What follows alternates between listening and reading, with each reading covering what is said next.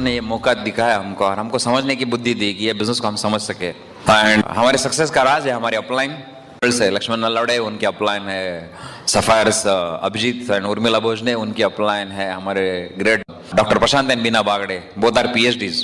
Okay, and all the way to Taranjeet Sohal जो UK से आए थे हमको इस बिजनेस सिखाने के लिए। एंड मंजिंदर सराय उनके अपलाइन है and we are mentored by none other than Kanti and Lata Gala. Okay, country mentors. Okay, and उनकी वजह से आज हम लोग आपके सामने खड़े हैं। और कितने लोग ऐसे हैं कि किसान है, किसान एग्रीकल्चर बैकग्राउंड से कितने लोग हैं? वाह, गुड। ओके, तो मैं भी आपके बैकग्राउंड से, सूट पे मत जाओ। ओके, ये सब बाद में आया हुआ है। हमने खेती में बैठ के काम किया है, मैं ट्रैक्टर चला सकता हूँ, मैं ट्रक चला सकता हूँ, बाजार में बैठ के सब्जी भी बेची है, ठीक, सब कुछ किया है। तो एक बहुत बार ऐसा होता है, लोगों को लगता है ना ये फक्त सूट बूट मधले लोग बोलू शकतात। ओके, ऐसा नहीं है। और हम लोग पहला पार्ट जो होगा उसमें थोड़ा सा हमारा स्टोरी बताएंगे कि हम इस बिजनेस में कैसे आए, बिजनेस ने क्या क्या दिया हमको, और दूसरे पार्ट में ये बिजनेस में आपको क्या करना है ताकि आप भी कामयाब हो। और हमारे यहाँ आने की एक ही मकसद है कि जिस बिजनेस की वजह से हमारी जिंदगी इतनी बेहतर हो गई, आपकी भी जिंदगी उतनी बेहतर होनी चाहिए। यह हमारा मकसद है एक्चुअली। वैसा यहाँ हमको आने की जरूरत ही नहीं है, वैसा देखा जाए तो आपके पास दुनिया की सबसे अच्छी अपलाइन है। यहाँ नांदेड़ में बैठे हुए इतने सारे लोग हैं, इतने सारे प्लैटिनम्स है, एमरल्ड्स है, डायमंड है भी आपके नांदेड़ में। ओके, एंड तो ये बिजनेस प्रूव हो गया है कि चलता है। ओके, तो हमको आने की जरूरत नहीं, लेकिन होता क्या है बहुत बार आप उनका सुनते नहीं, इसलिए हमको आना पड़ता है। ओके, तो बिजनेस बहुत सिंपल है। मैं मेरी थोड़ी सी स्टोरी बताऊंगा। मैं बारामती के पास एक छोटा सा गांव है सांगवी, वहाँ से हूँ। हमारे गांव का जो पॉपुलेशन है हार्डली 8 से 10 हज़ार पॉपुलेशन है। और हमारे पिताजी अभी भी खेती करते हैं, वहाँ पोल्ट्री फार्म है, ट्रांसपोर्ट का बिजनेस था। अभी हमारे पास हमारे पिताजी एक बहुत बड़ी डीलरशिप भी देखते हैं। तो मेरा बचपन पूना में गया है, because I studied in English medium school में मेरी पढ़ाई हुई। सब इंग्लिश मीडियम स्कूल में पढ़ने के टाइम मैं पूना में था, तो पूना में बड़ी बड़ी गाड़ी देखता था, तो वहाँ मेरे सपने बड़े होते थे। एंड सपने बड़े हो गए और मैं हमेशा सोचता था कि मर्सिडीज होनी चाहिए, ये होना चाहिए, वो होना चाहिए, लेकिन वो बचपन में था। होते होते हमारा इंजीनियरिंग हो गया, और इंजीनियर होने के बाद इंजीनियरिंग भी मज़े की बात है। 83 में मैंने एडमिशन लिया था डिप्लोमा के लिए। तब वहाँ पे कॉलेज में ये था, 4 ट्रेड थे। It was chemical, civil, automobile and electronics, industrial electronics. तो मुझे पता था कि आगे जाके सॉफ्टवेयर का जमाना आने वाला है, तो मैंने प्रायोरिटी उसको उस टाइम दिया था। 83 I had tried industrial electronics करके। एंड जब फॉर्म में भर के दिया, सब दिया, 2 दिन के बाद लिस्ट लगा, नोटिस बोर्ड पे जाके मैंने देखा तो मेरा नाम वो इलेक्ट्रॉनिक्स में नहीं था, सिविल में था। तो मैं थोड़ा सा ये हो गया, मैं बोला यार मेरे पिताजी वहाँ चेयरमैन है और ऐसा कैसे हो सकता है, मैंने जो लिखा वही होना चाहिए। मैं घर जाने के बाद पिताजी को बोला, उन्होंने ऐसा ऐसा किया। उन्होंने बोला कि उन्होंने नहीं किया, मैंने बोला उनको करने को। इलेक्ट्रॉनिक्स करके क्या करेगा, रियल एस्टेट में ज्यादा पैसा, रियल एस्टेट में आएंगे, सिविल इंजीनियर बना, इसलिए मैं सिविल इंजीनियर हो गया। और मजे की बात है, आज देख रहा हूँ कि सॉफ्टवेयर में नहीं वो अच्छा है। ओके, वो सॉफ्टवेयर में कहने को सॉफ्ट है, बाकी सब हार्ड है। ओके, जाने का टाइम है, आने का टाइम नहीं है, लाइफ नहीं है। हस्बैंड एक कंपनी में जाता है, वाइफ एक कंपनी में जाते हैं, दोनों जाने का आने का टाइम नहीं। हमने पुणे में कुछ लोग ऐसे देखे कि हस्बैंड का ड्यूटी दिन का है, वाइफ का ड्यूटी नाइट का है। दोपहर के बाद वाइफ जाती है, दोपहर के बाद ये आता है, तो उसमें कोई लाइफ नहीं। So it was a God's plan कि हम लोग इसमें आए, सिविल इंजीनियर हो गए। पुणे में काफ़ी बड़े बिल्डर है, उनके पास मैंने जॉब किया है एक्सपीरियंस के लिए, और उनके साथ काम करता था। मैं काम भी बहुत करता था कि हमारे पिताजी का हमेशा एक डायलॉग होता था, बचपन से हमने सुनते थे, गाड़वा सर का काम करा, राजा सर का रहा। ओके, मेहनत गधे जैसे करो और राजा जैसे जिंदगी जियो। ओके, लेकिन बहुत बार ऐसा होता है लोग उल्टा करते हैं। ओके, तो इंजीनियर होने के बाद वो मैं जॉब करता था। जॉब में भी इतना मैं मेहनत करता था कि एवरी 3-4 मंथ्स मेरी सैलरी इंक्रीज होती थी। ओके, और मैं खुश था वहाँ पे। लेकिन क्या हो गया बीच में कि पिताजी ज़्यादा पॉलिटिक्स में बिजी थे, तो मुझे बोले कि तुम उधर रहोगे, मैं इधर पॉलिटिक्स में बिजी रहूँगा, घर का कौन संभालेगा। इसलिए मुझे घर वापस आना पड़ा। और घर आया तो मुझे सब खेती देखनी थी। वहाँ हमारा पोल्ट्री फार्म था और 30 हज़ार मुर्गियाँ हैं वहाँ पे। और मैं सोचता था कि ये बड़ा होना चाहिए, वो मर्सिडीज का जो सपना था ना वो था, ये बड़ा होना चाहिए। 1 लाख मुर्गियाँ होगी तो 1 लाख अंडे निकलेंगे, रोज 1 लाख रुपए आएंगे। ओके, तो ऐसे मेरे सपने थे। तो मैं पिताजी को हमेशा बोलता था कि ऐसा ऐसा होना चाहिए, इतना बड़ा होना चाहिए। पिताजी बोलते थे कि तुम जवान लोग हो, तुम्हारे पास जोश होता है, होश नहीं होता, ऐसा कभी होता नहीं। इसलिए मेरा वो सपना वैसा ही रह गया। फिर मैं चाहता था कि खुद का कुछ करूँ, तो मैंने एक टायर का बिजनेस खोल दिया, टायर का बिजनेस शुरू किया। वहाँ भी अच्छा चला। 6 महीने में मेरा टर्नओवर लगभग 35 लाख का हुआ था। और क्या हुआ कि मेरे बाजू का दुकान खाली था, वो दुकान वाले जो एक दिन आए मेरे पास बैठे, तो मेहमान करके हमने उनको चाय भी पिलाया। चाय पीते पीते उन्होंने मुझे पूछा कि कैसा चल रहा है आपका बिजनेस। तो मैंने बोला कि बहुत अच्छा चला, 35 लाख का टर्नओवर हो गया। वो चाय पी के चले गए। ओके, 2-3 महीने के बाद बाजू में टायर का दुकान आ गया। ओके, ट्रेडिशनल बिजनेस में ये होता है ना, आप सच नहीं बोल सकते हो। एंड वो हो गया। आज की तारीख में हमारी दुकान के पास 100 मीटर में 7 दुकानें टायर की।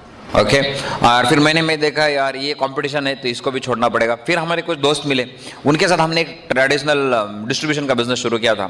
हमारे पास बर्जर पेंट की डीलरशिप थी, कुछ इंडस्ट्रियल केमिकल्स हम लोग सप्लाई करते थे, वो भी अच्छा चल रहा था। लेकिन वापस वही था, मन बोल रहा था कि और कुछ होना चाहिए, कुछ तो होना चाहिए, बड़ा होना चाहिए। और मैं बारामती में रहता था, हमारी शादी हो चुकी थी, हमारे 2 बच्चे थे, लेकिन कुछ तो बड़ा करना है तो मुझे पूना जाना चाहिए। तो मैं पूना गया, पूना शिफ्ट हुए हम लोग।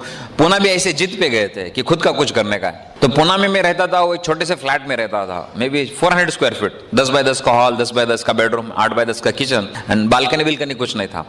और अगली सपना एक था कि खुद के इस पे कुछ तो करके दिखाने का है, और एक था कि पिताजी से पैसा नहीं मांगना है, जो करेंगे खुद करेंगे। वो हिसाब से हम लोग पूना शिफ्ट हो गए और पूना में काम शुरू किया और कंस्ट्रक्शन में आ गए। कंस्ट्रक्शन का मशीनरी खरीदा और कर रहे थे, लेकिन बाद में पता चला वो उसमें मेरा दिल नहीं लगता था, क्योंकि वहाँ जो कुछ चीज़ें होती थी वो मुझे अच्छी नहीं लगती थी।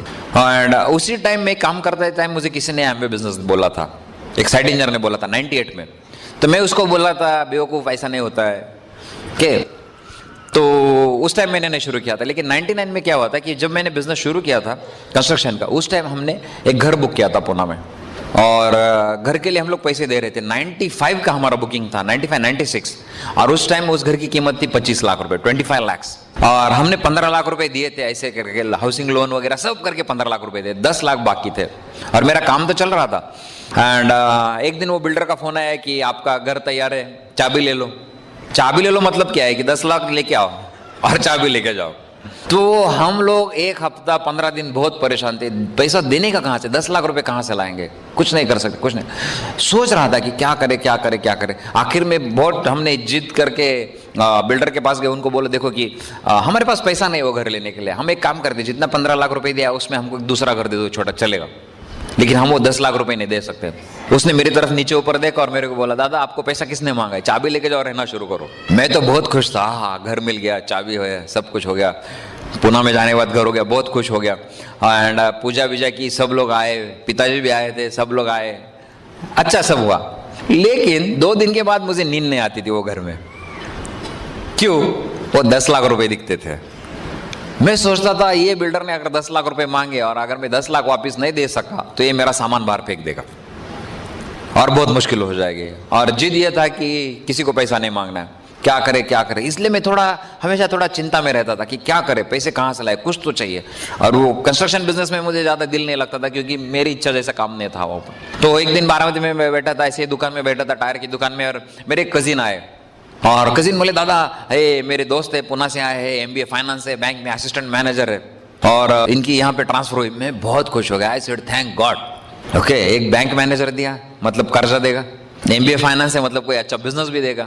तो मैंने बोला साहब कुछ अच्छा बिजनेस हो तो मुझे बताओ। बोले है ना, हम लोग कल बात करेंगे। मैं तो ज़्यादा खुश था, क्यों कि मैनेजर जब आपके दुकान पे आके चाय पीता है तो आपके लिए अच्छा होता है ना, मैनेजर के ऑफिस के बाहर बैठना उतना अच्छा नहीं होता है। तो मैं तो खुश था। दूसरे दिन हम लोग मिले सुबह, बोले दुकान में नहीं बैठेंगे, वहाँ हमारे बारामती में एक बंगला है वहाँ बैठेंगे और वहाँ मैं आपको बिजनेस बताता। मैंने बोला चलेगा ठीक है चलो। हम लोग वहाँ गए, वो बंगला एक किराए पे दिया था। वहाँ पूना में एक बहुत बड़ी कंपनी है स्टील इंडस्ट्री, तो वहाँ के जो इंजीनियर्स है वो कंपनी को किराए पे भी दिया था बंगला, तो इंजीनियर्स वहाँ रहते थे। और हम लोग बैठे, उन्होंने मुझे प्लान दिखाया। प्लान दिखाने के बाद और जैसे प्लान खत्म हो गया उन्होंने बोला एमवे है, और वो जो इंजीनियर्स थे वो खड़े थे बाजू में, वो बोले एमवे ना, ये चालत नहीं, ये नहीं चलता है। उनका मुंह एकदम छोटा हो गया, लेकिन मेरे को कोई फर्क नहीं पड़ा। मैं तो भूल गया था किसी ने पहले बोला था। मैंने वो देखा कि ये बिजनेस है, ये आगे जाके यही फ्यूचर होने वाला है।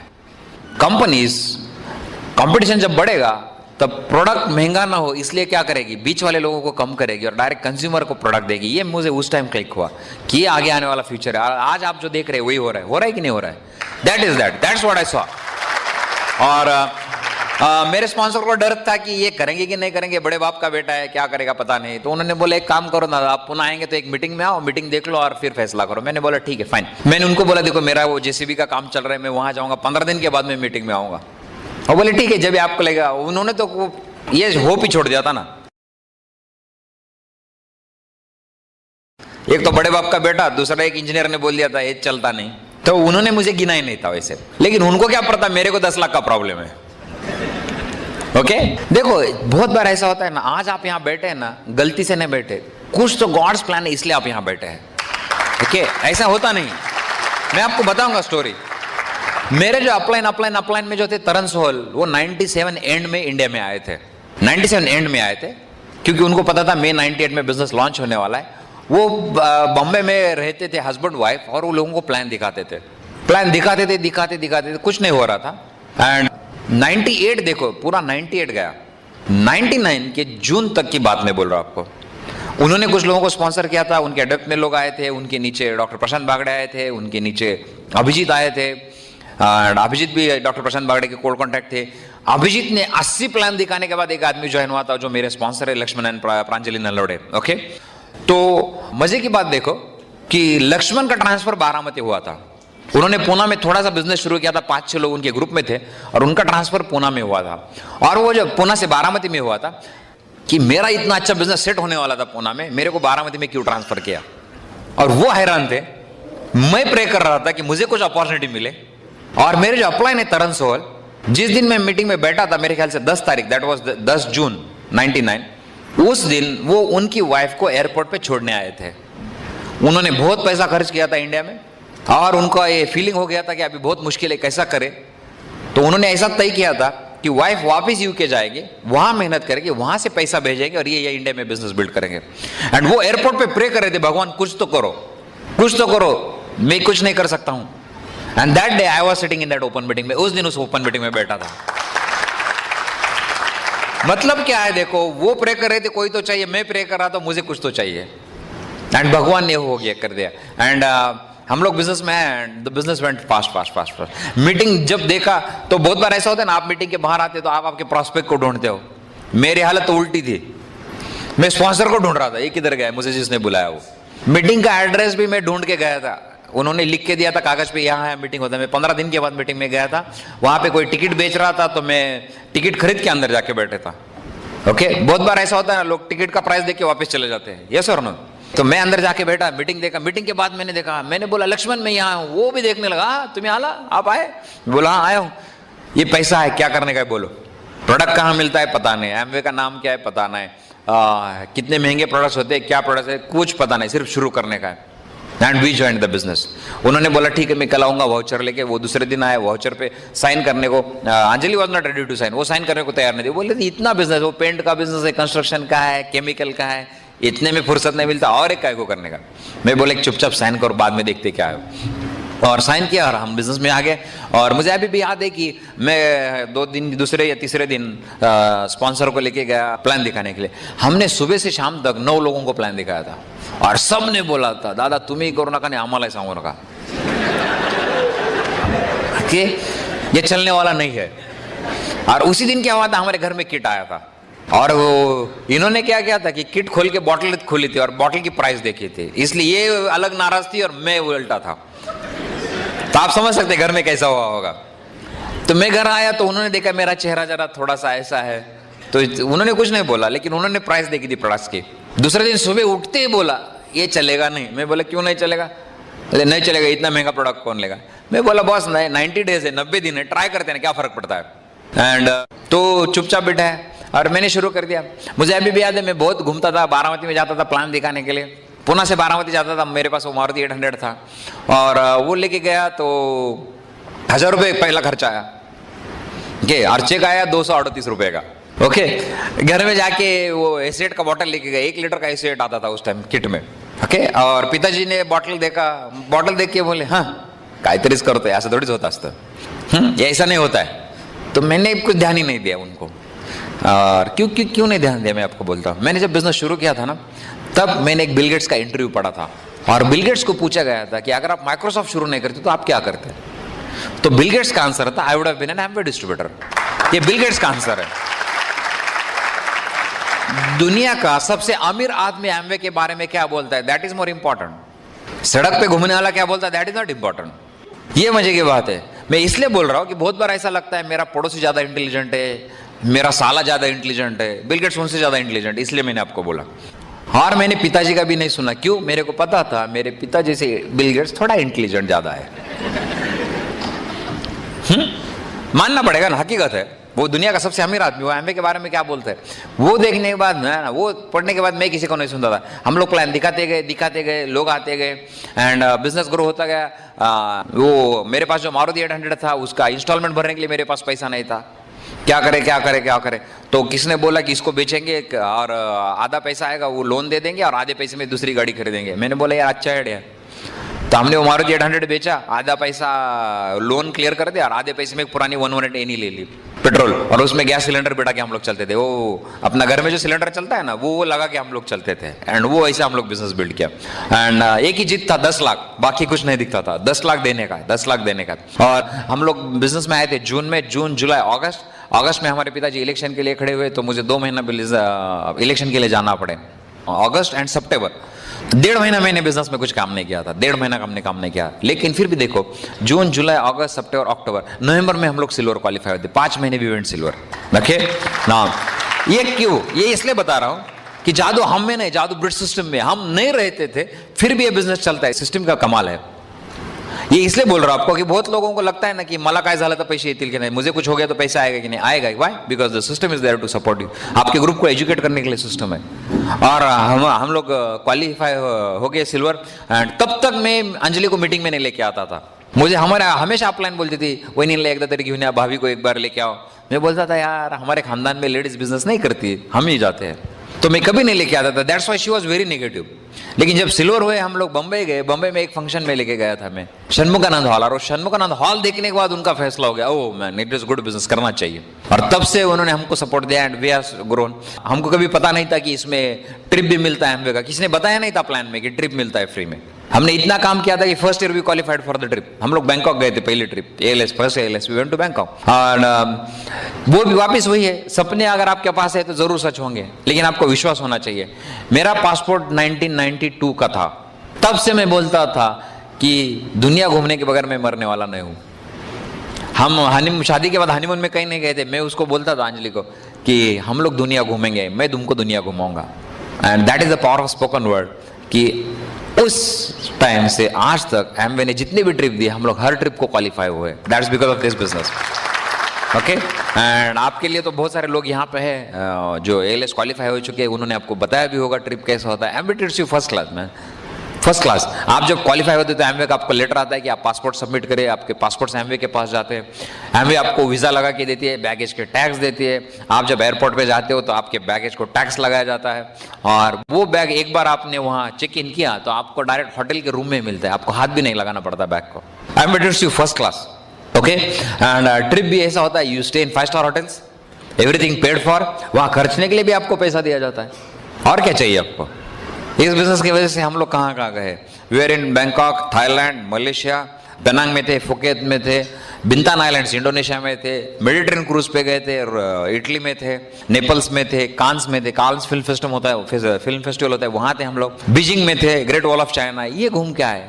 तो ये सब इस बिजनेस की वजह से हुआ। एंड बिजनेस में बहुत सारे लोग ना बोले थे। आपको लोग ना बोलते हैं कि हमको अभी भी लोग ना बोलते। ना मतलब कुछ नहीं, उनको आज सपना नहीं, उनको आज जरूरत नहीं, इसलिए वो ना बोलते, उसको चिंता करने की जरूरत नहीं।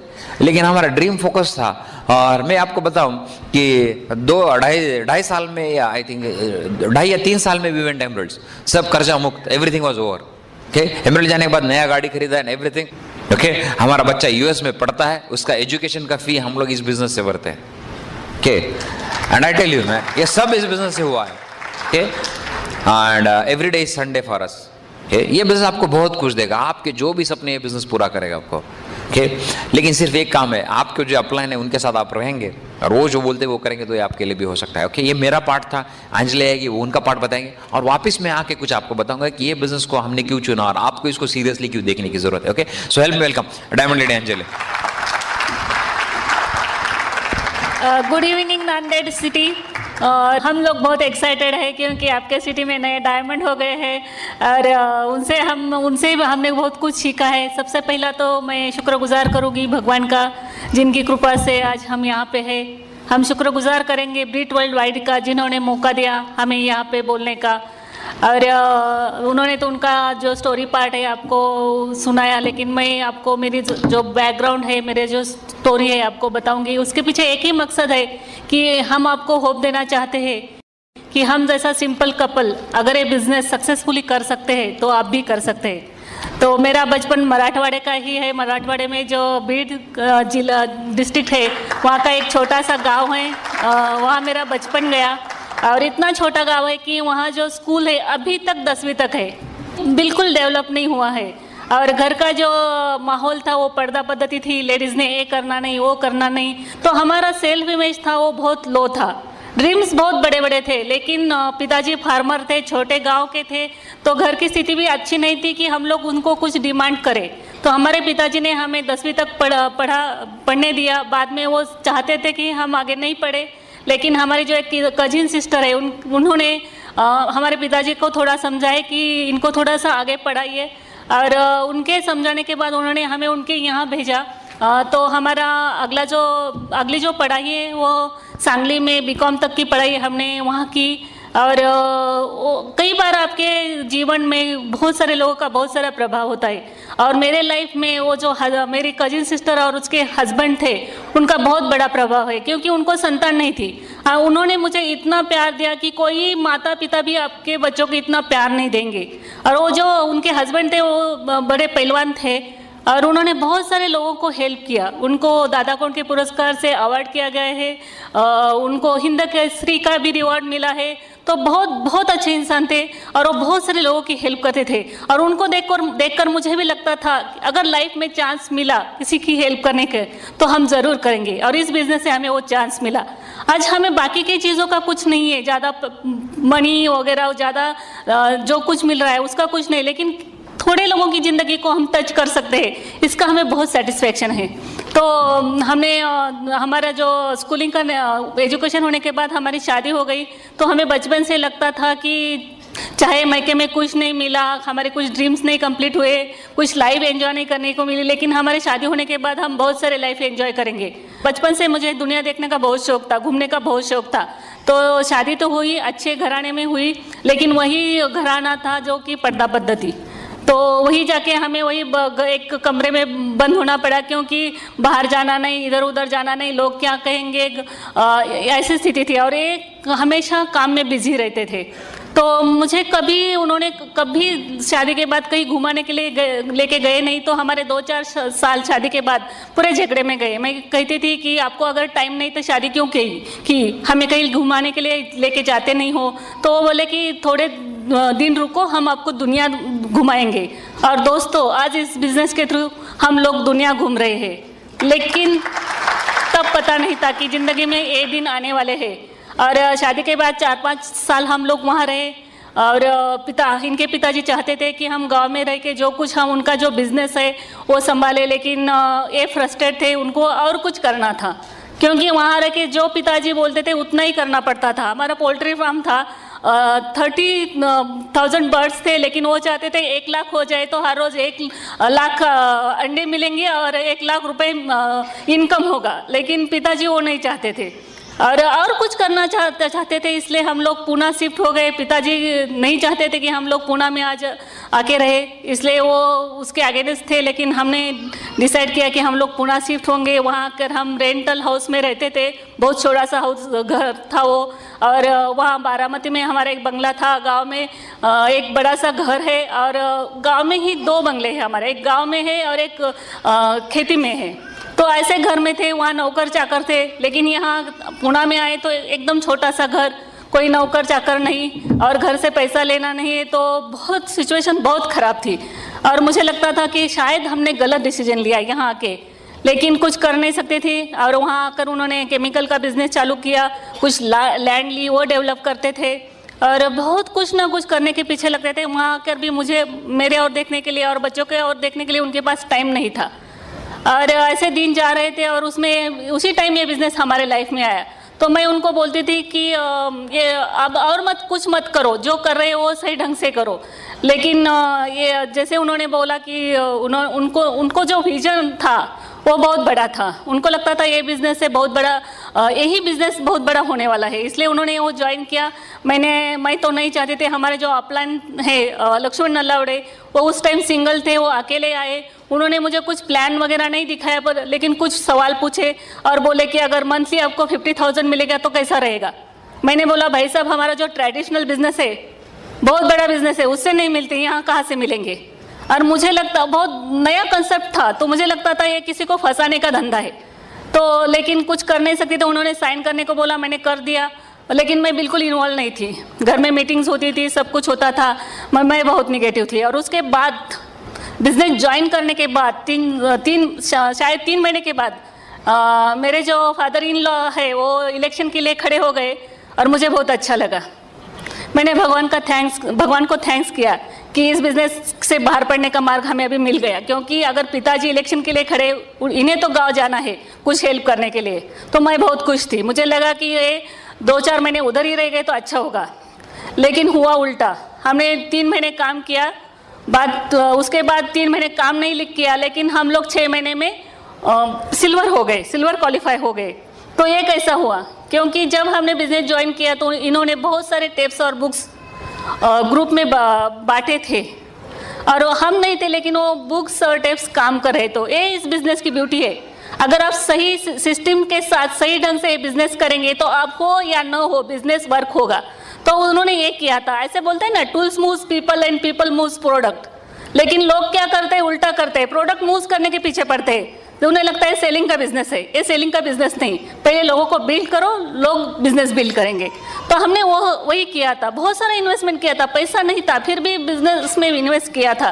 और सब खुश थे, अपलाइन खुश थी, डाउनलाइन खुश थी, और लेकिन मैं ना खुश थी, मुझे ये बिजनेस नहीं करना था। और सिल्वर जाने के बाद ये इसके पीछे भी एक कारण है, मैंने प्लान नहीं देखा था। दूसरी बात ये थी कि हमारे जो अपलाइन है वो सिंगल थे, वो उसके वाइफ के साथ नहीं आए थे, तो मैं रिलेट नहीं हुई थी उनके साथ। तो इस कारण मैं बिजनेस के बारे में नेगेटिव थी। ऐसा नहीं था, मुझे पता होता है बिजनेस अच्छा है, हम कर सकते हैं, तो नहीं नेगेटिव होती। इसलिए मैं लेडीज़ को बोलूँगी, या जो भी कपल बिजनेस बिल्ड कर रहे हैं, तो उनको बोलूँगी कि जब भी आप किसी कपल को बिजनेस दिखाने के चाहेंगे तो हस्बैंड एंड वाइफ दोनों साथ जाओ, क्योंकि घर के लेडीज ही घर के दूसरे लेडीज के साथ बात कर सकती है, इसलिए दोनों साथ जाना बहुत ज़रूरी है। अगर सिंगल कर रहे हैं तो कोई प्रॉब्लम नहीं है।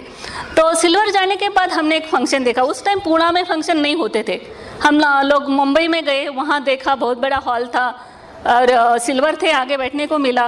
और उसी टाइम हमारे जो ग्रेट अपलाइन है प्रशांत बागड़े, वो हमारे पिछले रो में बैठे थे, और उन्होंने मेरे और एक चीट पास की और उस पर लिखा था, भाभी जी गौर से सुनिए, आपको भी ऐसी बात करनी है।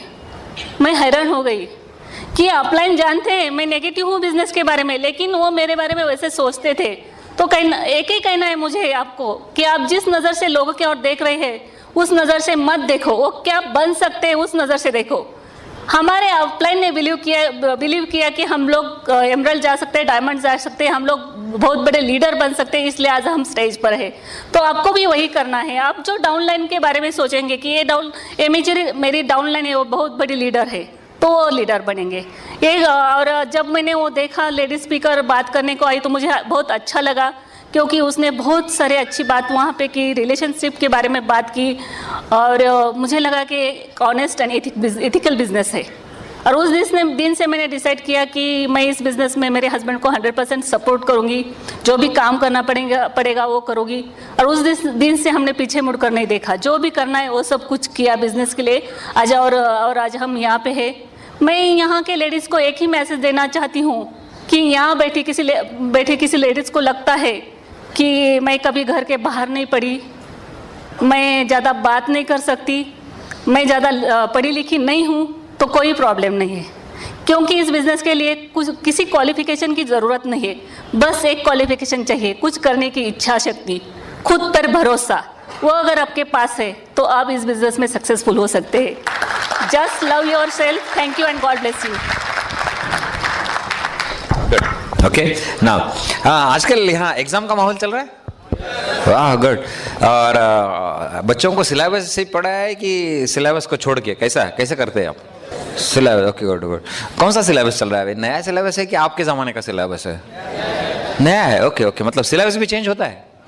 ओके, क्यों चेंज होता है? हाँ, एडवांस होता है, जैसे जमाना बदलता है वैसा सिलेबस चेंज होता है, बराबर ना? बिल्कुल। आपको पता है कि आमिर लोगों ने भी सिलेबस चेंज किया है? ओके, और हम लोग पुराने सिलेबस पे चल रहे हैं। ओके, आपके पास ये बुक होगा शायद, देखा है कि नहीं पता नहीं।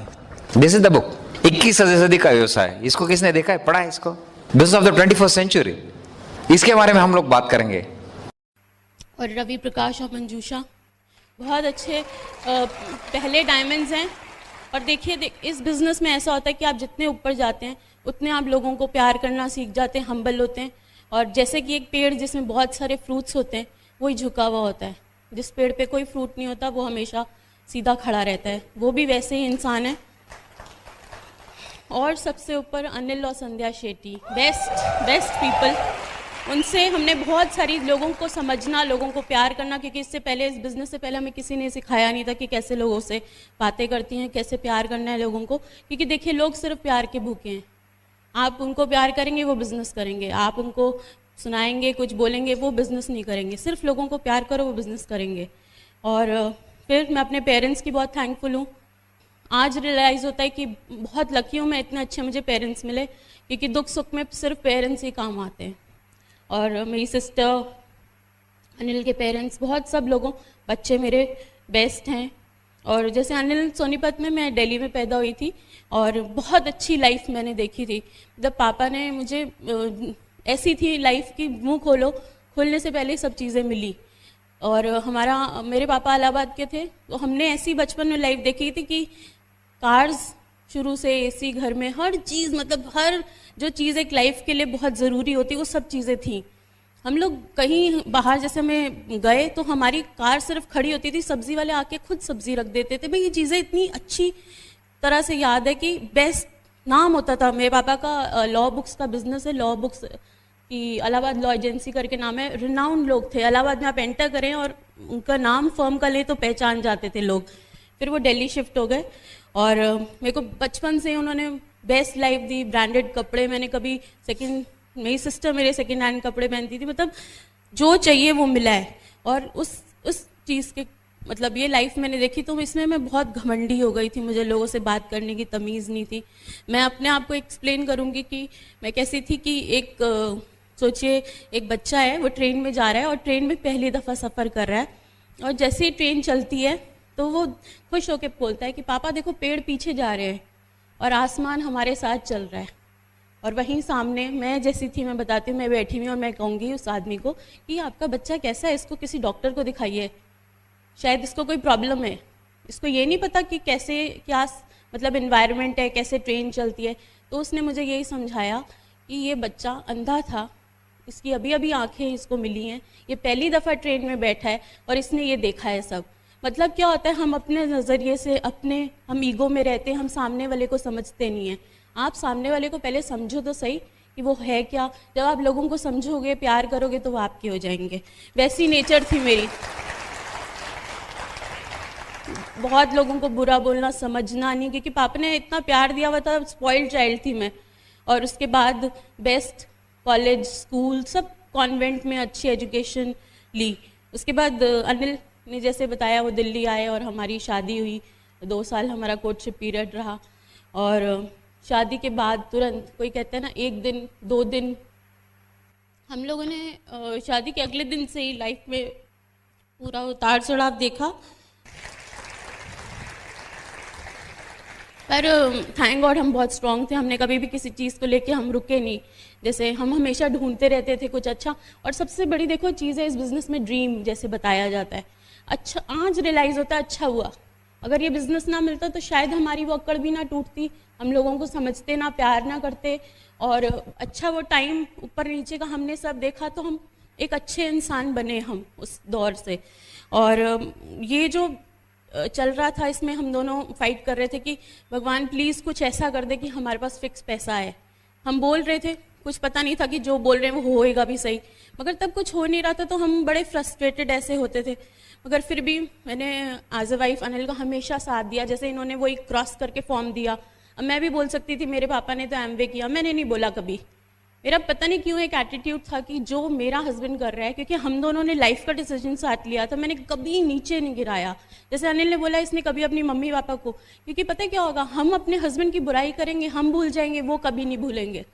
तो इसलिए हमें कभी किसी की उधर बुराई नहीं करनी, क्योंकि फिर लाइफ अच्छी होगी, हम सब भूल जाएंगे, मगर उनके दिमाग में हमेशा इनकी छाप रह जाएगी कि इसने मेरी बेटी के साथ ये किया। सर्कमस्टेंसेस है, करता कोई नहीं है, तो कभी अपने हस्बैंड को वहाँ गिराओ मत, कुछ भी होता है उल्टा बोलो मत उनको, हमेशा अच्छा बोलो, तो आपके हस्बैंड की रिस्पेक्ट बनी रहेगी। अगर हस्बैंड की रिस्पेक्ट है तो ही आपकी वहाँ रिस्पेक्ट होगी।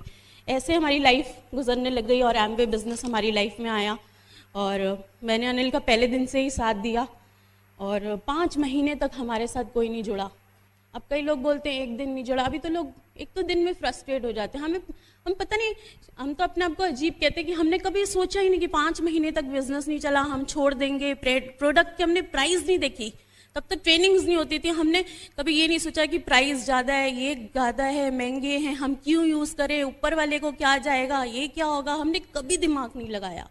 हमने सिर्फ, हमें अपने ऊपर इतना विश्वास था कि हमने जो चीज़ पकड़ी है ना, हम वो पूरी करेंगे। लोग हमारे ड्रीम्स पे हंसे, बच्चों को तंग किया, हमारे साथ कितने हमारे रिश्तेदार आए, उन्होंने छोड़ा, हमें कोई कभी फ़र्क ही नहीं पड़ा, क्योंकि हम दोनों इतने स्ट्रांग थे। हमने कहा कुछ भी हो जाए हमें ये करना है, क्योंकि क्या है, पहले हमने ज्वाइन तो अपने लिए किया, अब हमें पूरा करना है अपने रिश्तेदारों के लिए। मेरी सिस्टर आज तक कोई प्रोडक्ट्स यूज़ नहीं करती, मैं कहती हूँ अच्छा है यूज़ नहीं करती, कम से कम बोल तो नहीं पाएगी कि राखी के प्रोडक्ट्स मैंने यूज़ किया और ये डायमंड एमराल्ड बन गई। तो सब चीज़ें बहुत अच्छी हैं। अब वो जिस दौर से हम निकल रहे थे, ये जो भी हमारा था, हमारे साथ ज्वाइनिंग नहीं हो रही थी, इसमें कैसे था कि इंसान जो है वो मकान बदल देता है अपना, इंसान अपने कपड़े बदलता है, चेंज होता है फैशन, लोग कपड़े चेंज करते हैं, अपने संबंध बदलता है, अपने दोस्त चेंज करता है। देखे ना, हर टाइम हमारे फ्रेंड्स चेंज होते हैं, मगर फिर भी जो इंसान है चेंज कर रहा है, वो खुश क्यों नहीं है? क्योंकि हम ऐसे होते हैं जो हम अपना स्वभाव कभी नहीं बदलते, तभी हम परेशान रहते। इसीलिए लोग हमारे साथ नहीं जोड़ रहे थे। लोग हमारी पहली वाली नेचर को जानते थे कि हम दोनों ऐसे थे, तो हमें खुद को बदलना पड़ा, तब लोगों ने हमको समझा। लोग हमें देख रहे थे कि ये टिकेंगे या नहीं टिकेंगे, हम टिके, और आज सब लोग सामने से आ रहे हैं, और हमने अपनी नेचर को चेंज करने की कोशिश की, तब लोग हमारे पास आए। और जो भी था, हमने मीटिंग में, हमें क्या हुआ कि हम लॉसेस के उससे, तब क्या था कि पहले ना मैं ज़्यादा बोलती नहीं थी। अनिल मतलब बहुत पावरफुल है और प्लान बहुत अच्छा दिखाते हैं, फॉलोअप्स वगैरह, मतलब मैं जब जाती थी तो मैं अनिल को ही सिर्फ वॉच करती थी कि क्या कर रहे हैं, कैसे बोल रहे हैं, क्योंकि लाइफ में कभी कुछ किया तो था नहीं ऐसा। बहुत अच्छा हुआ कि मैंने इनसे वो चीज़ें सीख ली। जब हमारे लॉसेज हुए, अनिल कई टाइम मीटिंग में नहीं आ पाए, उस दौर में जब हम एमराल्ड शिप केस में अनिल कहीं ना कहीं फंसे रहे, पैसों की मारामारी होती रही, तब बिज़नेस अच्छा हुआ, मैंने अनिल से सीख लिया था। मैं कम से कम मैंने 200-250 लोग खुद साइन किए, मतलब बिज़नेस को आगे बढ़ाया। मगर सबसे अच्छी बात क्या होती थी, हम मीटिंग्स में जाते थे ना, तो हमें एक एप्रिसिएशन मिलता था। अब हम कितने भी परेशान होते थे, जैसे अभी किसी ने बोला हमें बुखार होता है, कई बार स्टमक एक होता है, मीटिंग में आओगे सब ओवर हो जाएगा तुम्हारा। लड़ाई हस्बैंड वाइफ की होती है, मीटिंग में आते हैं हंसना पड़ता है, थोड़ी देर में वो लड़ाई वॉश आउट हो जाती है। मतलब मीटिंग्स ऐसी जगह आप आओगे, आपकी लाइफ स्मूथ हो जाएगी, आपका बिजनेस चले जाएगा, आपकी लाइफ सेट हो जाएगी, आपके बच्चे बैलेंस हो जाएंगे, हस्बैंड वाइफ का रिलेशन अच्छा हो जाएगा। क्योंकि मीटिंग में आते क्या सुनते हैं, हस्बैंड वाइफ की प्रेस करता है वो, और आप लोग क्या सुनोगे, वही सुनोगे, तो हमारी लाइफ भी ऐसी हो जाएगी। मगर हम लोग थैंक गॉड हमारी अप्लायंस ने हमें कुछ कभी ऐसा सुनाया नहीं, कहा नहीं। तो हम क्या होता था, मीटिंग में आते थे, वो कहते थे तुम कर सकते हो, और बाहर हम सुन रहे थे तुम नहीं कर सकते। तो हमें मीटिंग्स अच्छी लगने लग गई, मीटिंग्स में आते रहे हम सीखते रहे, और आज हम यहाँ पहुँचे। और पहले दिन से ही हमने पूरे प्रोडक्ट्स यूज़ किए। मैंने कभी अनिल को ये नहीं कहा कि हम ये यूज़ नहीं करेंगे, बस खुद की रिस्पॉन्सिबिलिटी खुद उठाई है। और जब हम इतने बैड पीरियड से जा रहे थे, तब SOP, पहले इतना सिर पे कर्जा, अब SOP ये बहुत प्रिंसिपल्स वाले मतलब हैं। कई लोगों को ऐसा लगता है कि ऐसा है ये बंदा, मगर जो प्रिंसिपल्स वाला होता है वो कई लोगों को पसंद नहीं आता। अब जैसे अनिल ने क्या किया, बाहर से SOP का पैसा ले लिया कर्जे पे, मैंने बोला पहले हम इतने मुश्किल में हैं, मैंने तब बोला इनको, और आपने ये फिर पैसे उठा लिए तो हमारी लाइफ और ऐसी हो जाएगी। इन्होंने बोला अगर देख एसओपी के पैसे उठाए हैं तू सुनेगी और इसी में ही हमें तरीका मिलेगा बाहर निकलने का इन चीज़ों में से। और थैंक गॉड हमारी एसओपी कभी बंद नहीं हुई, कभी हमने अपने प्रोडक्ट्स बंद नहीं किया। हाँ ठीक है, जहाँ हम इतनी सारी न्यूट्रोलाइट खा रहे थे हमने थोड़ी कम कर दी, पर थोड़े टाइम के लिए, मगर हमने कई साल इतनी खाई थी कि हमें असर रहने ही वाला था। मतलब हम करते रहे, हमने कभी कोई बहाना नहीं लगाया। बच्चे हुए, पढ़ाई का हुआ, लोग, मेरे 40 डेज का बेटा था तब मैं उसको छोड़ के वापस मीटिंग में आई। मैं किसी के लिए नहीं कह रही, मैं सिर्फ अपने लिए गई, मैं इनके लिए भी नहीं गई, क्योंकि खुद अगर हम एग्जाम्पल सेट करेंगे तो फिर मेरे ग्रुप में जो भी लेडीज़ कभी प्रेग्नेंट होती कभी बहाना नहीं लगाती। तो ये चीज़ें हमें खुद करनी पड़ेगी और लेडी को स्ट्रांग होना पड़ेगा और अपने हस्बैंड का साथ देना पड़ेगा, क्योंकि देखिए अगर उतार चढ़ाव जो लाइफ में आ रहे हैं, हमारी लाइफ अच्छी भी तो होगी ना उसके कारण, इसलिए हमेशा उसका साथ दो। लड़ाइयाँ झगड़े सब किसी के घर में होते हैं, मगर सब खत्म हो जाएंगे एक दिन। सच कहते हैं डायमंड्स, जब डायमंड बन जाएंगे तो कोई लड़ाई नहीं होगी। आज 50% खत्म हो गई तो तब और ख़त्म हो जाएगी। बहुत अच्छी लाइफ मिलेगी इस बिज़नेस से, सिस्टम बहुत अच्छा। इसमें क्या है, जैसे कि हम क्या होता है लोगों को समझते नहीं हैं। एमवे बिज़नेस सिर्फ एक शब्द में कहूँ तो हमें खुद को बदलना है, अपने आप को। हमें किसी को ठीक नहीं ना करना, ना हमारे अपलाइन को, ना हमारी क्रॉस लाइन को, जो हमारी हेल्प लाइन्स हैं, किसी को, हमारे ग्रुप के लोगों को ठीक नहीं करना। हमको खुद पे अपने ऊपर काम करना है। आप जितना ज़्यादा अपने ऊपर काम करेंगे आप आगे बढ़ेंगे, लोग आपको प्यार करेंगे, सुनेंगे। और हम अक्सर हमारी लाइफ में क्या होता है कि हम जो हैं किसी को समझते बहुत कम हैं और समझाते हम लोगों को ज़्यादा है। हम लोगों की नहीं सुनते, हम अपनी सुनाते हैं। हमें लोगों की सुननी चाहिए। इसीलिए क्या होता है, हम सुलझते कम हैं और हम उलझते ज़्यादा हैं। अब देखेंगे हमारी लाइफ उलझती जाएगी, हम प्रॉब्लम्स में घिरते जाएंगे। तो ये छोटी छोटी हम चीज़ें जो हैं, और बच्चों के एक्सक्यूज़ कभी मत देना आप। बच्चों के लिए ही तो करना है, और अगर आप सिंसियर होंगे तो बच्चे भी आपकी हेल्प करेंगे। और लाइफ में अप्स एंड डाउन्स आपको बताया हमने इतने देखे, मगर हमने कभी एमवे बिजनेस को दाव पे नहीं लगाया। बल्कि मैं अनिल को कहती थी कि अगर हमने एमवे छोड़ दिया तो भी हमारी लाइफ हेल होने वाली है, इससे अच्छा हम क्यों ना ये कर ले तो हमारी लाइफ स्मूथ हो जाएगी। थैंक गॉड हमने उस टाइम में ये बिजनेस छोड़ा नहीं, हम करते रहे। हमने कभी नहीं देखा कि हमारे ग्रुप में कौन आ रहा है, कितने पीवी हो रहे हैं। हमने अपना काम किया है और कारवा बनता चला गया। और लेडी को बहुत स्ट्रांग होना पड़ेगा। लेडी के पास देखो कितनी पावर होती है, एक टाइम में वो बहुत सारे काम कर सकती है, बच्चों को पढ़ा सकती है, फ़ोन में बात कर सकती है। वो सारी पावर्स आपकी यहाँ निकलेंगी। आपका हस्बैंड आपको अप्रिशिएट करेगा। लेडी सिर्फ जो होती है ना अप्रिसिएशन की भूखी होती है।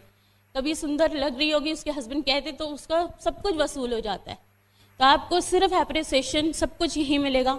हस्बैंड को अपना अपलाइन मानिए। मैं ये नहीं कहती, मैंने पहले दिन से मैंने भी बहुत फाइट किया अनिल से, बहुत वो क्या, मगर उसमें क्या होगा, टाइम वेस्ट हो जाएगा।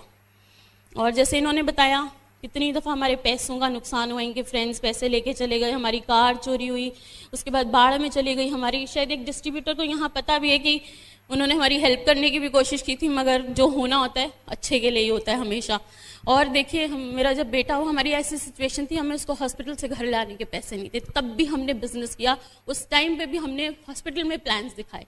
ये मत सोचो कि कोई साइन अप हो रहा नहीं हो रहा, काम कर रहे हो ना, आपको कहीं ना कहीं से ज़रूर फ्रूट्स मिलेंगे। करते रहिए बस आप। और मैं आपको यही कहूँगी कि एक चीज़ बहुत ज़रूरी है, रिलेशंस की हमें केयर करनी है। छोटा से छोटा रिलेशन भी हो, आप उसकी केयर करो। ये हमने नहीं किया, मैंने तो बिल्कुल नहीं किया कि आपसे अगर कोई रूठे तो आप उसे फ़ौरन मना लो, क्योंकि होगा यही, ज़िद की जंग में अक्सर दूरियां जीत जाएंगी, और वो आप कभी मत करना। हमने ये गलतियां बहुत की हैं। और रिलेशनशिप्स की कदर करो, हस्बैंड की, वाइफ की, बच्चों की, क्योंकि देखिए उनका भी बहुत बड़ा साथ है। फादर लॉ, मदर लॉ, अब इतनी जनरेशन का वो हमको नहीं समझेंगे तो हमें थोड़ा थोड़ा उनको समझना पड़ेगा। लाइफ बहुत अच्छी है, इतना रिकग्निशन है, हमने तो सोचा भी नहीं था। हम लोग इससे पहले सेमिनार लेने गए, लोगों ने ऑटोग्राफ्स ली। पहले तो मुझे ऑटोग्राफ देनी नहीं आई, मुझे लगा मैंने ऐसा क्या काम किया। अनिल के लोग पैर छू रहे थे। आप देखिए ऐसी कौन सी लाइफ में ऐसा होता है। अभी मैं किसी को बोलता हूं तो बोलता है नहीं ये ऐसा नहीं होता है। मैं बोले देखो इंटेलिजेंट है वो। आप रोज कितना घंटा काम करते हैं? 10 घंटे काम करेंगे, 40 साल काम करेंगे, साल के 300 दिन काम करेंगे, फिर भी 1,20,000 होता है। ये आपकी पूरी जिंदगी का 1,20,000। नौकरी करने वाली बीवी पकड़ के लाओ, इंटू 2 2.5 लाख हो गया, उससे ज्यादा नहीं हो सकता पूरे आपकी जिंदगी का। और ये आदमी जिसके दिन में 3 लाख घंटे, आपके दिन में, आपकी पूरी जिंदगी में 2.5 लाख घंटे, अमीर कौन बनेगा? रेकरो की बनेगा ना। कॉमन सेंस, ये समझने के लिए कितना एजुकेशन चाहिए? ज्यादा नहीं चाहिए ना, इसलिए धीरूभाई अंबानी अमीर है और ज्यादा एजुकेटेड लोग उनके पास काम करते हैं। तो ये चीज है, अगर 30,000 आउटलेट उनको सिर्फ 100 रुपए देता है तो इनका इनकम हो गया दिन का 30 लाख रुपए ना। क्या आदमी के पास पैसा होगा? यस। टाइम में जिंदगी एंजॉय करने के लिए है। सिक्योरिटी इसकी फैमिली को है। क्या रोज काम करने की जरूरत है? नहीं। अभी मैंने आपके सामने 3 प्रकार लगे पैसे कमाने के। सबसे अच्छा कौन सा है? फर्स्ट, सेकंड और थर्ड, कौन सा अच्छा है? थर्ड। ये नया सिलेबस है, इसको आपको समझना पड़ेगा। This is the new syllabus.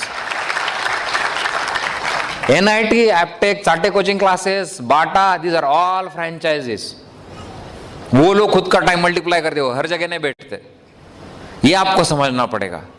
तो ये कंसेप्ट में हम लोग क्या करते, इसमें और एक ड्रॉबैक है, सिर्फ एक आदमी का टाइम मल्टीप्लाई होता है, इनका मल्टीप्लाई नहीं होता। हमारे बिजनेस में क्या है कि हर आदमी आगे जाके फ्रेंचाइज दे सकता है।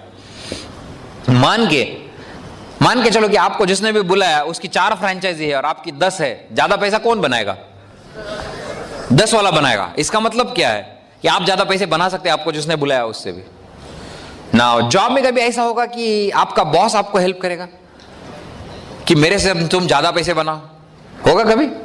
नहीं होगा। यहां पे जो आपका स्पॉन्सर है वो चाहेगा कि आप 100 रुपए बनाते हो, उसको 4 रुपए मिलने वाला है। अगर उसको 8 रुपए चाहिए तो वो क्या करेगा? आपको 200 रुपए बनाने को सिखाया गया। यस और नो? ये बिजनेस में फिर गलत क्या है? गलत क्या है? गलत कुछ नहीं है। हम लोग उल्टा ओल्ड सिलेबस पे सोचते हैं, इसलिए प्रॉब्लम है, समझते नहीं जल्दी। This is the best business, honest and ethical business. इसकी वजह से फ्रेंचाइजी कंसेप्ट दुनिया भर में चल रहा है और ये बिजनेस में हम लोग हैं। अभी बहुत सारे लोग मुझे मिलते हैं, बोलते हैं नहीं नहीं नहीं, आई एम क्वालिफाइड MBA, साबुन क्यों बेचूं? आपके यहां नहीं बोलते होंगे, पुणे में आओ, बंबई में आओ, देखेंगे। ओहो, एक आदमी को तो मैंने दिखाया प्लान, बोला नो मेरी डिग्निटी कम हो जाएगी। डिग्निटी कम हो जाएगी। मैंने उसको बोला कि आप मुझे बोल सकते हैं हिंदुस्तान के 10 अमीर बिजनेसमैन के नाम बता सकते हैं? आप मुझे 10 टॉप बिजनेसमैन इंडिया के बता सकते हैं नाम? हम जल्दी जल्दी लिखेंगे, बोलिए।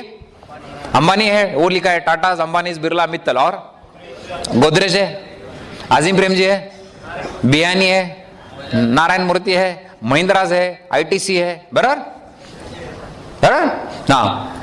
ये 10 लोग हैं, सबके अलग अलग बिजनेस है। ओके, लेकिन सब में एक कॉमन बिजनेस है। आपको पता क्या है? सब लोग साबुन बेचते। सब लोग साबुन बेचते। गोदरेज साबुन बेचते, आजिम प्रेमजी साबुन बेचते, महिंद्रा ITC के साथ आ रहे, sorry Mahindra are coming into retail. Okay, Biyani's साबुन बेचते, बिग बाजार, पेंटालून्स, गुड। अंबानी साबुन बेचते, रिलायंस फ्रेश, टाटा साबुन बेचते, वेस्ट साइड, स्टार बाजार, ओके, मित्तल्स वॉलमार्ट के साथ आ रहे, ओके, एंड और कौन रह गया? ITC is there. ये सब अमीर लोग अगर साबुन बेचते हैं तो हमने बेचना चाहिए कि नहीं बेचना चाहिए? हाँ, कॉमन सेंस ना, कॉमन सेंस। देखो, अमीर लोग जो करते हैं वही करो ना। कड़के लोग जो करते हैं वो करते रहेंगे तो कड़के रहेंगे। ये नांदेड़ से ये रोड आगे कहां जाता है? मेन हाईवे कहां जाता है? Where does it go? Hyderabad. अगर हैदराबाद जाना है तो उधर ही मुंह करना पड़ेगा ना। इधर मुंह करेगा तो किधर जाएगा? औरंगाबाद। कामयाब अगर होना है आपको तो कामयाब लोग जो करते वही करो ना। यही प्रॉब्लम है। कॉपी, देखो जिंदगी में आप किसी ना किसी को तो कॉपी करते। हम लोग करते कि नहीं कॉपी करते? गाड़ी खरीदे तो उसने जो खरीदा मेरे को चाहिए, उसने जैसी साड़ी खरीदी वैसी चाहिए, उसने वो बाइक खरीदी मेरे को चाहिए, उसने ऐसा घर बनाया वैसा चाहिए। कॉपी करते कि नहीं करते हम लोग? जिंदगी में हम किसी ना किसी को कॉपी करते, तो क्यों ना अमीर लोगों को कॉपी करें, कड़के लोगों को क्यों कॉपी करें?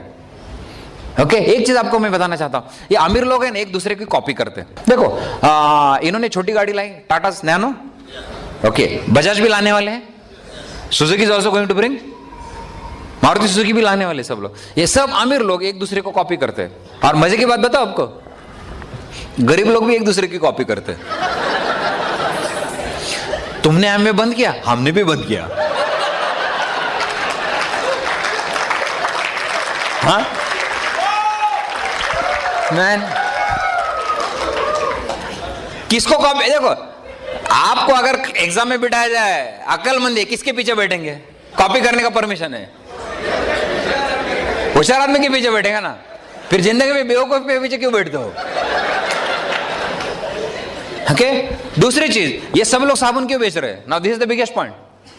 दुनिया भर का जो रिटेल मार्केट है, Walmart is the biggest retail in the world.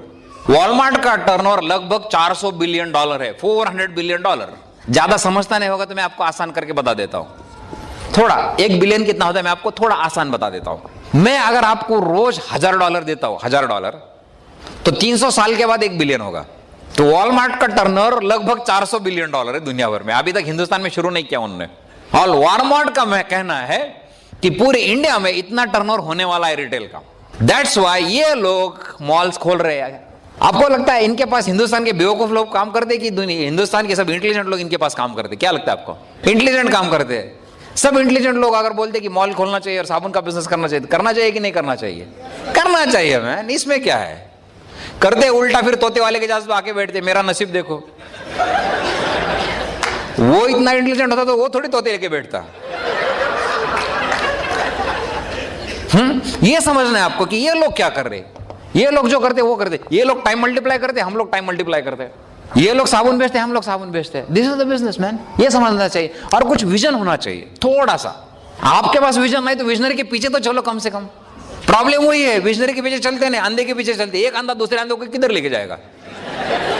वो भी खड्डे के एम भी उसके ऊपर सर पे। अरे किसी के पास तो विजन है, उसको फॉलो करो। विजन आपके पास होना चाहिए। I will give an example. पुराने बहुत सारे बुजुर्ग लोग यहाँ बैठे। HMT की घड़ी आती थी पहले, HMT की घड़ियां। जब HMT की घड़ियां मुझे अभी भी याद है, बहुत अच्छी चलती थी। ओके, लेकिन उस टाइम टाटा की टाइटन आ गई। फर्स्ट टाइम टाइटन केम। ओके, तब लगता था ये टाइटन क्या करेगा, HMT तो इतना वेल सेट है। लेकिन जब टाइटन आया तो टाइटन ने आस्ते आस्ते इतनी वैरायटी लाई कि टाइटन HMT को खा गया। यस और नो? गुड। अभी क्या हुआ देखिए, क्योंकि टाटास को पता था एक यूथ आ रहा है, एक जनरेशन आ रहा है, उनको और अच्छी और वैरायटी घड़ियां लगेंगी, तो उन्होंने वो टाइटन लेके आए। बाद में उन्होंने देखा कि इतने सब लोग जवान हो रहे, बड़े हो रहे, इनको सब बाइक्स चला रहे, इनको गॉगल्स की जरूरत है। वो फास्ट ट्रैक लेके आए। यस और नो? फास्ट ट्रैक लेके आए। अभी मजे की बात देखो, पूरी दुनिया का 54% यूथ, पूरी दुनिया का 54% यूथ हिंदुस्तान में है। पूरी दुनिया का 54% यूथ, मतलब 25 से लेके 35 साल की उम्र के लोग हिंदुस्तान में है। 10 साल के बाद इनको चश्मा लगेगा कि नहीं लगेगा? हाँ, यस और नो? लगेगा। इसलिए आज टाइटन आईवेयर एंड रिलायंस का विजन एक्सप्रेस आ रहा है। देखा है आपने? टाइटन आईवेयर देखा है? टाटास का है। विजन एक्सप्रेस देखा है आपने? नहीं देखा है? रिलायंस मॉल में Vision Express is there, that is owned by Ambanis. ये लोगों को 10 साल आगे क्या लगने वाला है वो समझ में आता है। अभी आपको पता होना चाहिए 10 साल आगे क्या लगने वाला है। आपको पता चला है अभी ओल्ड सिलेबस से कुछ नहीं होता है। 10 साल के बाद क्या होने वाला है। जिस हिसाब से व्हीकल्स बेच रहे हैं ना, गाड़ियां बाइक बेच रहे हैं, उस हिसाब से पोल्यूशन बढ़ रहा है कि नहीं बढ़ रहा है? और ये जो पोल्यूशन बढ़ रहा है उसका कुछ असर होगा कि नहीं होगा? होगा। कितने लोगों के बच्चे स्कूल में जाते हैं, बाइक या स्कूटर पे या रिक्शा में जाते हैं? गुड। आपने जिंदगी में जितना धुआं नहीं खाया वो लोग 10 साल में धुआं खाएंगे, उतना खाएंगे कि नहीं खाएंगे? 10 साल के बाद उनको कुछ लगेगा हेल्थ मेंटेन करने के लिए? क्या लगेगा? न्यूट्रलाइट। और वो हमारे पास है। ओके,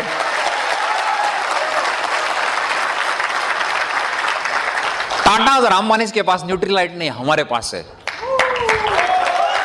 ओके, और मजे की बात मैं बोलूंगा आपको, अगर आप नहीं बेचेंगे तो टाटा से अंबानी बेचेंगे।